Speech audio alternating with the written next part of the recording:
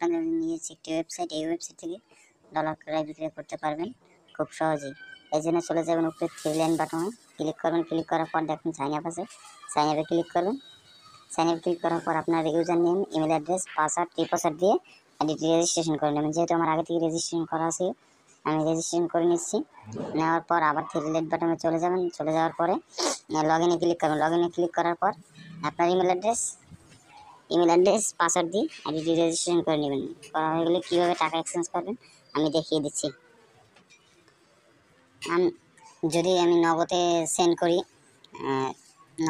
করি আর যদি পাইপেলে নিতে চাই তাহলে দেখে দিচ্ছি কীভাবে করবেন। যদি আমি 1000 টাকা সেন্ড করি পাইপেলে পেয়ে যাবেন $9.9। তারপর এক্সচেঞ্জে ক্লিক করবেন। এক্সচেঞ্জে ক্লিক করার পর আপনার ইমেল অ্যাড্রেস পাসওয়ার্ড দিয়ে দেবেন। আমি দিয়ে দিচ্ছি। এরকম একটা ইন্টারফেস চলে আসবে। তারপর আপনাদের ইমেল অ্যাড্রেস দিবেন, যেহেতু আমি দেখানোর জন্য এটা দিলাম। তারপর পেপাল আইডি দিবেন। আমি সাধারণত ডেমো রেখে দেখাচ্ছি আপনাদের। তারপর এক্সচেঞ্জে ক্লিক করবেন। এক্সচেঞ্জ ক্লিক করার পর এই যে উপরে দেখতেছেন এক্সচেঞ্জ আইডি, ওইটা রেখে দেবেন যতক্ষণ পর্যন্ত আপনি পেমেন্ট না পাবেন।